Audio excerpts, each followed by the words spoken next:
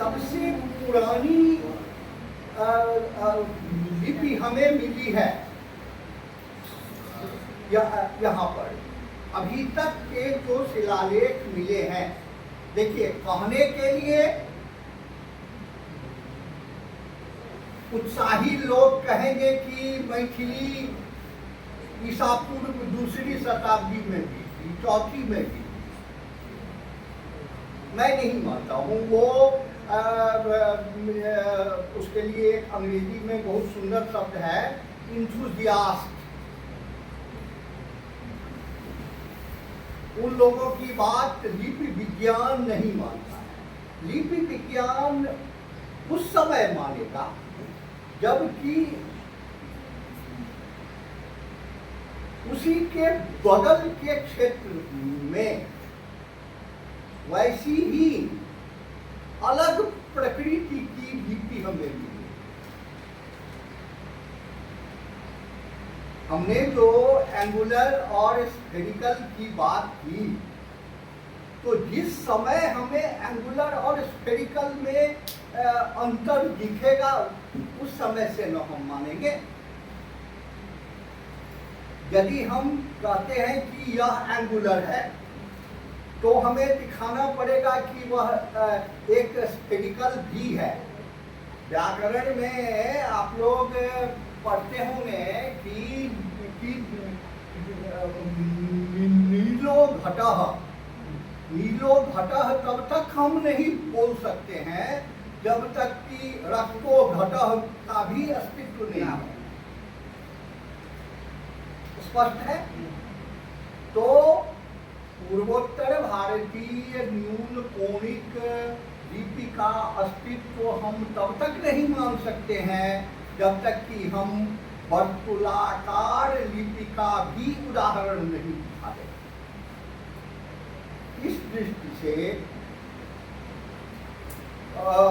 मुझे जो अभी तक ओल्डेस्ट मटेरियल मिला है वो ये है। 950 ईस्वी इस शिलालेख को मैंने पहली बार पढ़ा और इसमें देखा कि इसका नेचर एंगुलर है, यानी 10वीं शताब्दी। आगे बढ़े। ये रजौन जयनगर के पास ऐसा अभिलेख हमें मिल रहा है और इसमें भी आप देखिए ये एंगुलर फॉर्मेट मिल रहा है।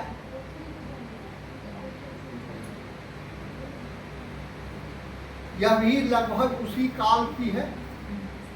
तो रजौन है भागलपुर के बगल में, और ये नरकटियागंज है मोतिहारी से और उत्तर, यानी हमने एक उत्तर पश्चिम कोण से लिया उदाहरण, एक उदाहरण लिया है दक्षिण पूर्व कोण से। माने एक ही काल में उस क्षेत्र में यह लिपि विकसित हो गई थी। आगे बढ़िए। यह नान्यदेव का अंधड़ा ठाड़ी। सर एक चीज पूछना। अब हाँ बोलिए सर, ये जो वर्णों की आकृतियां हैं, हाँ, इन आकृतियों के आधार पर जो शरीराकृति लोग बनाते हैं, ऐसे हाँ, टेढ़े हो के ऐसे हो, हाँ, इसका क्या तात्पर्य इस लिपि के साथ उस प्रदर्शन का? देखिए वह तंत्र का विषय है, उसमें हम लोग अभी तक स्पष्ट नहीं हुए हैं। इसे हम देखिए, ये 1090 ईस्वी के आसपास का अभिलेख है। इसमें भी हम इसे पढ़ने का प्रयास कीजिए तो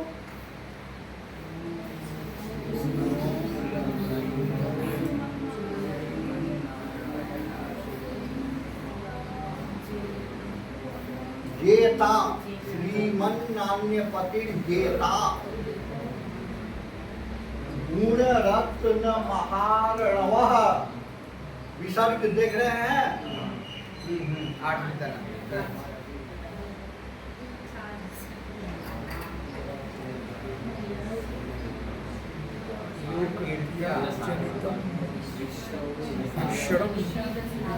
यह अभिलेख अभी भी है और डेटेड है।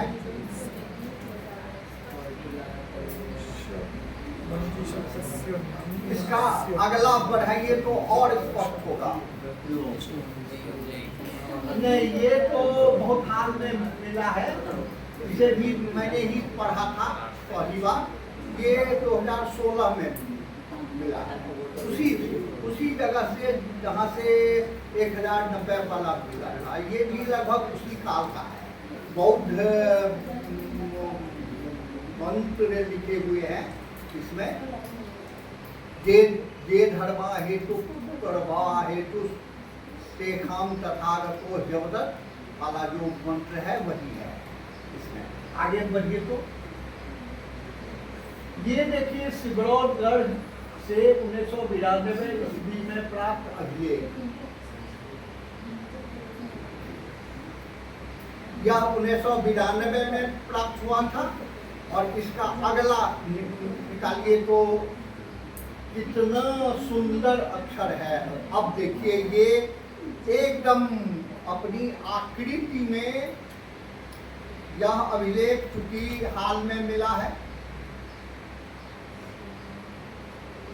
ये 1324 ईस्वी के आसपास का है। इसकी आकृति आप देखिए,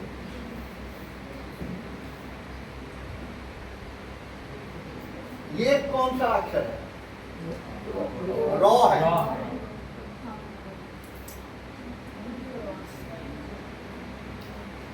ये जॉ है।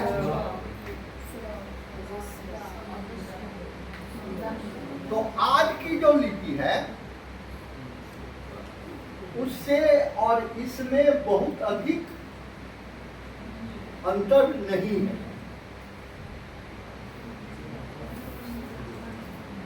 अच्छा, यह लेख जो मिला है अभी नेपाल में 12 जिला में सिमरौनगढ़ है और मिथिला की राजधानी वही थी। उसी राजधानी से ये अभिलेख मिला है, 1324 के आसपास का है।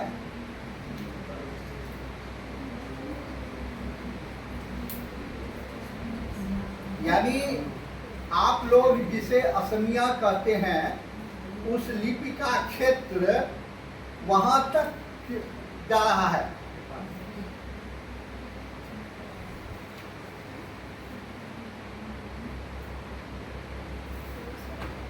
यह दरभंगा से दक्षिण एक तिलकेश्वर स्थान है।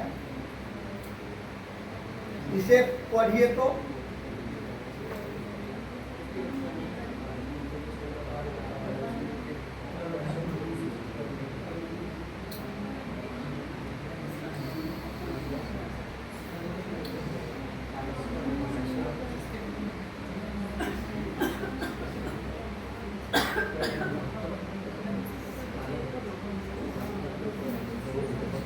इसमें कोई अक्षर पहचान पा रहे हैं आप लोग? देखिए तो दूसरी पंक्ति में शाके और अंक क्या सब है?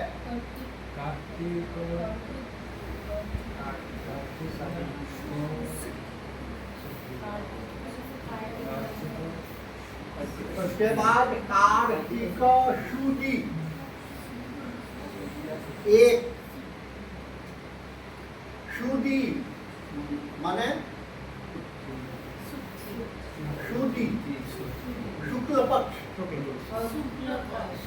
बॉडी कृष्ण पक्ष। लेकिन सर आप तो सदी बोलते हैं, सदी बुद्धि बोलते हैं ना। शुदी शुदी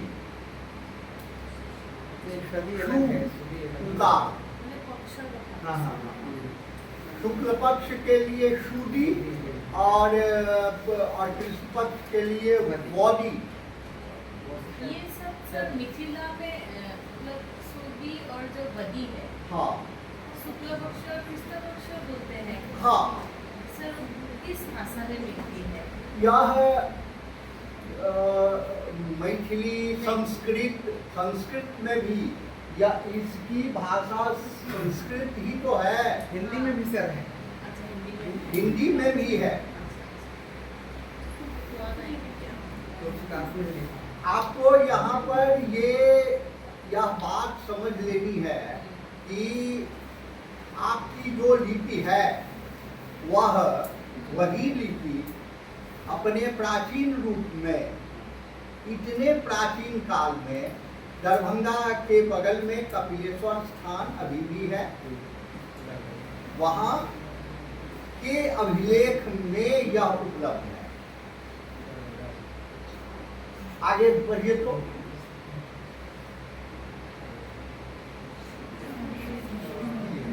संकेश्वर का वास्तुस्तंभ लेख, इसमें कोई अक्षर आपको ऊपर वाला ही सर संकेश्वर लिखा है। नहीं, इसमें अभिलेख में ऊपर है सर, सबसे पहली लाइन जो है। नहीं, संकेश्वर तो वहाँ नहीं है। सर बीच में है। हाँ, बीच में है। बीच में है सब। यहाँ चार नंबर लाइन पे। हाटेश्वर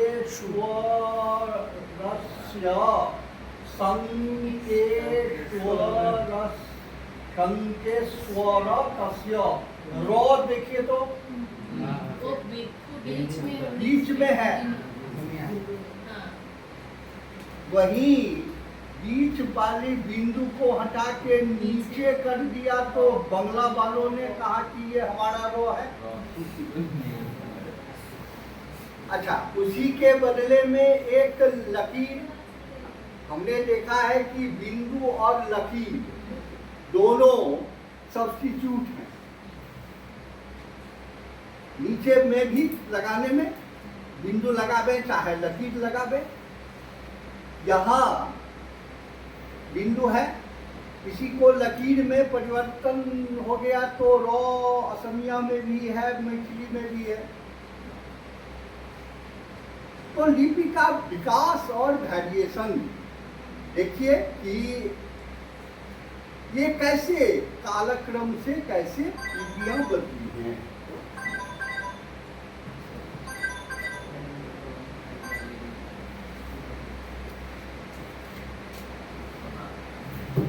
हाँ, यह है सहरसा के पास एक सूर्य मंदिर है, वहाँ का अभिलेख है। 1452 नहीं 48 1448 ईस्वी के आसपास का है। इसमें आप मो स्पष्ट देखिए, मंडलम,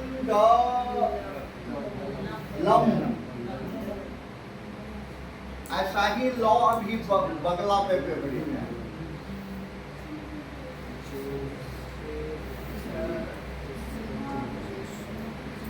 ज्योत्सना बढ़ी, वस्तुतः यह बहुत बड़ा शिलालेख है, उसमें से थोड़ा सा अंश हमने बीच से लिया है ताकि अक्षर को लाल करके आपको दिखाया जा सके।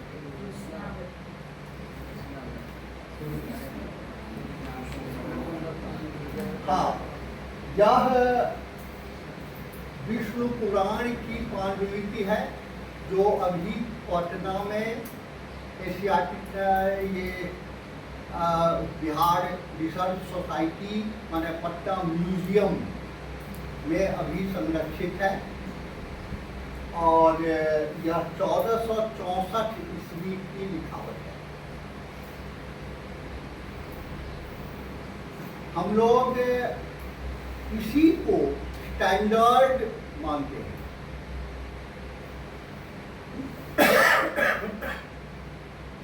और इसी की जो लिखावट है यही बहुनिया लिपि यहाँ पर हम लोग कर सकते हैं। ऑरिजिन यही है, बहुत स्टैंडर्ड स्क्रिप्ट इसका है और बिल्कुल स्पष्ट है सब। आप लोगों को भी पढ़ने में कोई दिक्कत नहीं होगी। छोटा है लेकिन पढ़ा जा सकता है।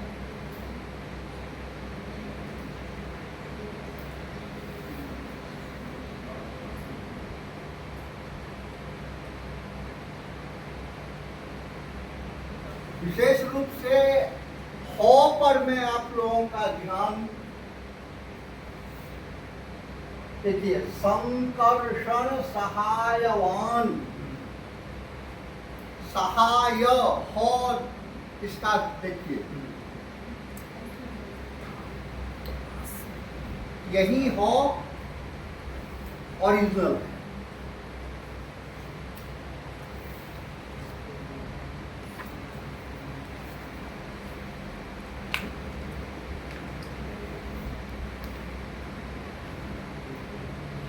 गौ में रिकार्ड लगाने की शैली पर ध्यान दीजिए तो वही है।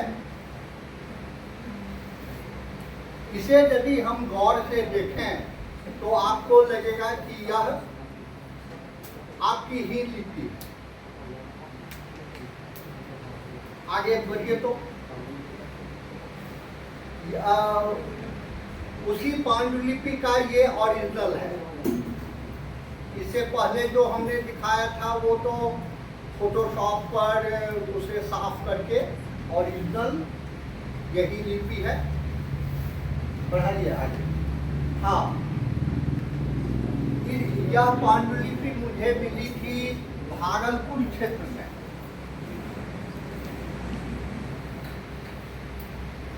और तौ और भौ के ऊपर रेखा की जो बात मैंने की थी, यहाँ गौर से देखिए।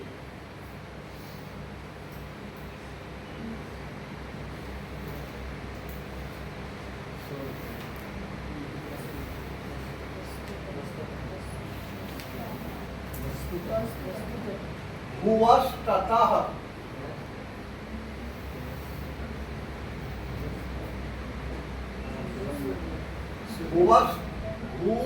भुवस्ततः, ये तो में लगा हुआ है।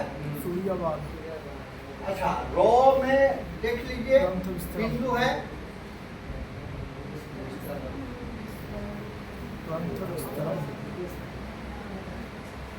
भौ ढूंढिए तो कहीं पर भौ,